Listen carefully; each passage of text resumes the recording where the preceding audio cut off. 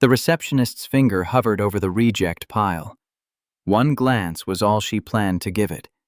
A worn-out man in a patched jacket and scuffed boots did not belong in a building made of marble and glass. But paperwork has no idea whose hands it will pass through next.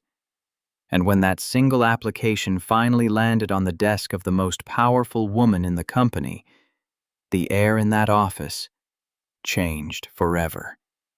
Her coffee cup stopped halfway to her lips. Her hands began to shake. One name on that page hit her like a freight train. 15 years. 15 years she had searched for this man, and now his name was staring back at her from a janitor's job application. Stay with me until the end, because what happens next will remind you why you should never, ever judge a person by the clothes on their back. And if stories about second chances, hidden kindness, and karma finally catching up hit something in you, smash that like button right now, drop a comment below, and subscribe. Because this channel exists for stories exactly like this one. Daniel Carter used to be a man who fixed things. That was his whole life. 20 years on job sites, 20 years of calloused hands and steady paychecks. But 3 years ago, the thing he couldn't fix walked straight into his living room and took his wife, Emily, in a matter of months. A sickness nobody saw coming. A hospital bill nobody could pay. And a 7-year-old girl named Lily left staring at her father, waiting for him to explain something he barely understood himself. Grief doesn't wait for convenient timing, and neither does poverty. Within a year, the construction company that had employed Daniel for almost 2 decades shut its doors overnight. No warning, no severance, just a padlock on the gate and a letter in the mail. One by one, everything Daniel owned quietly disappeared.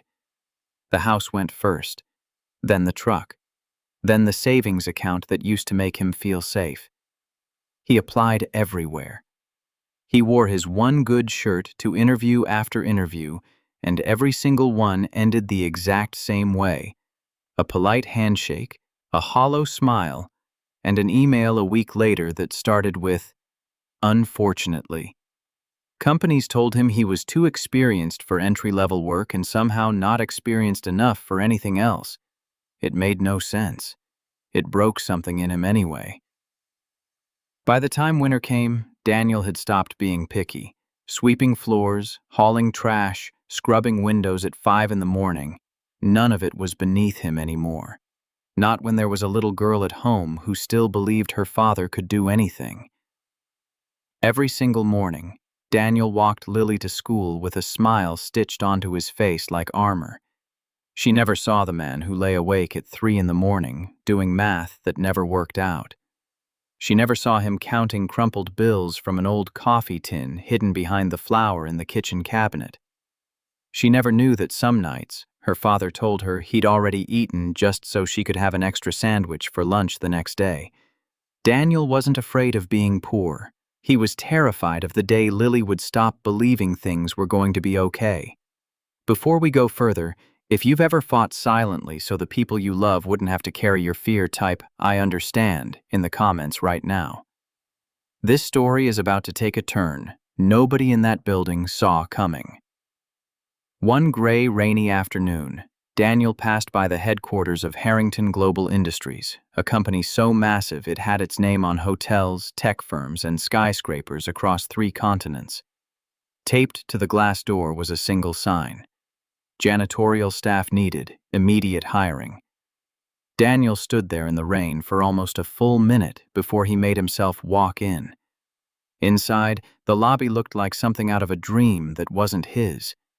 Marble floors stretched out beneath crystal chandeliers.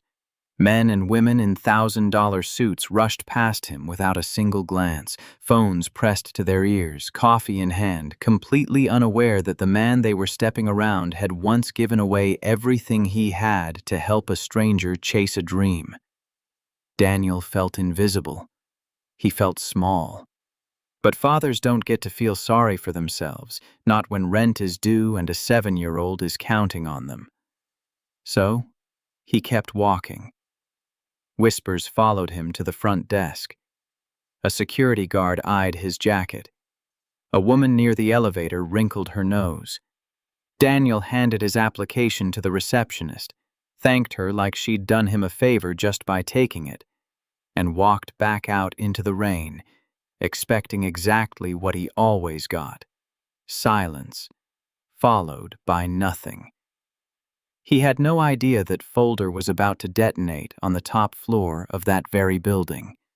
32 floors above him, Billionaire CEO Victoria Harrington was buried in back-to-back meetings when an assistant accidentally dropped an unrelated folder onto her desk, a stack of janitorial applications that should never have reached her at all.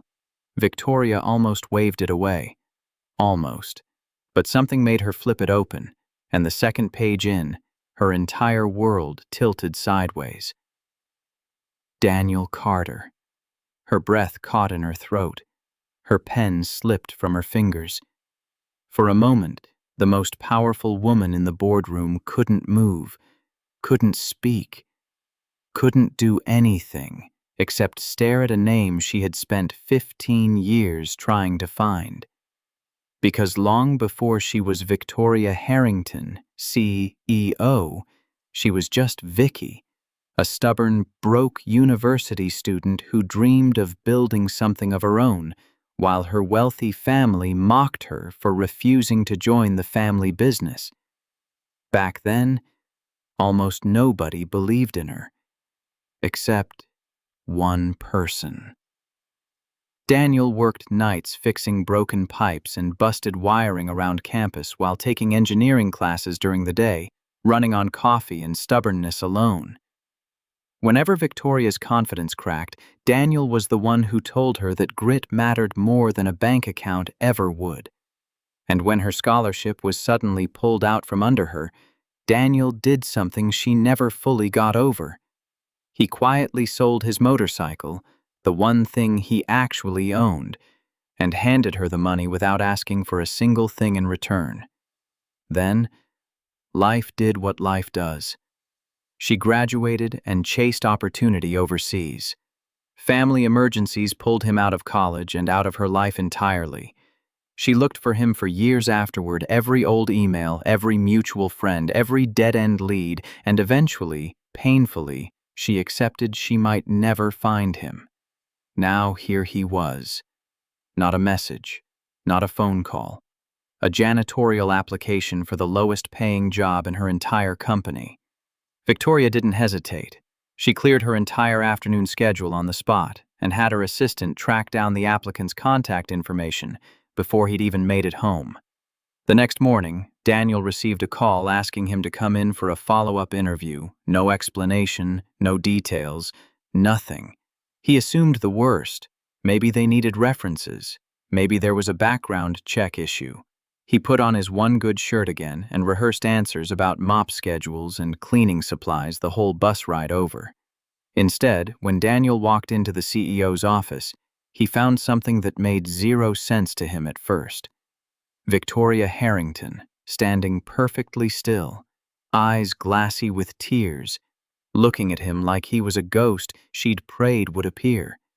For a few seconds, neither of them said a word. Then she said something that changed everything. She reminded him of an old library staircase, $2 coffees, and a used motorcycle that once meant more than anyone realized. And just like that, 15 years disappeared. Daniel's mouth fell open. His eyes filled instantly. The exhausted, invisible man from the lobby was suddenly standing in front of the one person on earth who still remembered exactly who he used to be.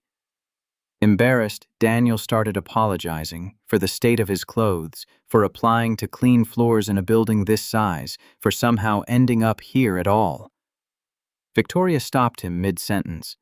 She told him, firmly, that no honest job had ever defined a person's worth, least of all his. She told him that without the sacrifice he made all those years ago, Harrington Global Industries might not exist at all. She told him she owed him a debt, 15 years overdue. Here's what made this moment different from every rags-to-riches story you've ever heard.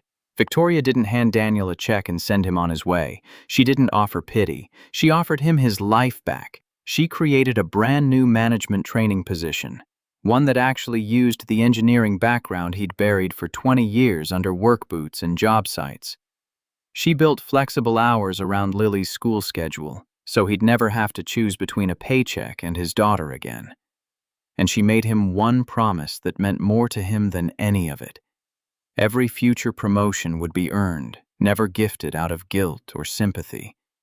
Daniel accepted with tears he didn't bother hiding, because real kindness, the kind that costs you something when you give it, doesn't vanish. It just waits, sometimes for 15 years, for exactly the right moment to come home. Within months, the man who used to be invisible in that marble lobby was one of the most respected names inside Harrington Global Industries. His years of hands-on, real-world problem-solving fixed departments that had been quietly failing for years, the kind of practical wisdom no business degree can teach.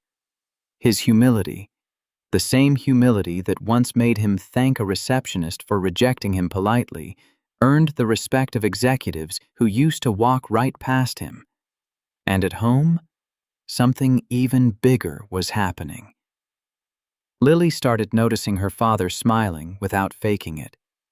Their small apartment, once filled with silence and hidden fear, slowly filled with something else entirely: laughter, plans for the future, and a kind of peace that money alone can never buy. Hope doesn't always arrive with a phone call or a lottery ticket. Sometimes it arrives disguised as a single sheet of paper, riding the elevator to the 32nd floor, waiting 15 years for someone to finally look twice. If this story moved you even a little, type "Kindness always finds its way back" in the comments below. I read every single one, and I want to know this story reached you. Because here's the truth this story is really about. Every person you brush past today, in a lobby, in a checkout line, on the street, could be fighting a battle you know absolutely nothing about. The tired man in the worn jacket, the quiet coworker who never complains. You never know which small act of kindness you offer today might come back to save someone's entire life. 15 years from now, if this one hit you the way it hit me, smash that like button, share it with someone who needs a little hope today, and subscribe to this channel because we tell stories exactly like this one every single week. Real success was never about the size of your bank account.